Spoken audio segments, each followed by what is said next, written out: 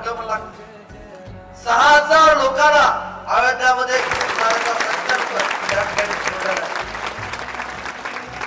भैया खरं तुमचं मनापासून मी राज्याचा मंत्री म्हणून जेवढं कौतुक करावं तेवढं कमी आहे.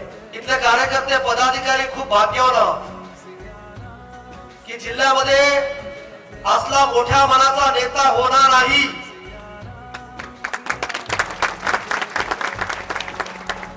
आज आपला सण आहे, दीपावली आहे. आज नवा युगाची सुरुवात आहे. या भारत देशामध्ये नवा युगाची सुरुवात आहे. एक नवीन पर्व आपण पाहणार आहे. हे नवीन पर्व पाहण्यासाठी आपण सर्वजण त्याच्यामध्ये सहभागी व्हा. ह्याच्यानंतर आपल्या देशातील प्रत्येक माता माय माऊली हे राम राज्याच्या ह्याच्यामध्ये जगणार आहे.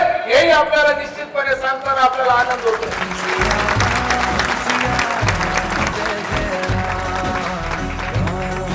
मला अरविंदने आवर्जून घरी आल्यावर सांगितलं की प्रभू रामाच्या कानापर्यंत आवाज कुणाचा जातो की मुंगीच्या पायातल्या घुंगराचाही आवाज त्या ठिकाणी प्रभू रामाच्या मनापर्यंत जात असतो. तर ह्या कारसेवकांचा आवाज त्या ठिकाणी निश्चितपणे आम्ही घेण्याचा प्रयत्न या निलंग्याच्या प्रत्येक लोकांचा आवाज आहे.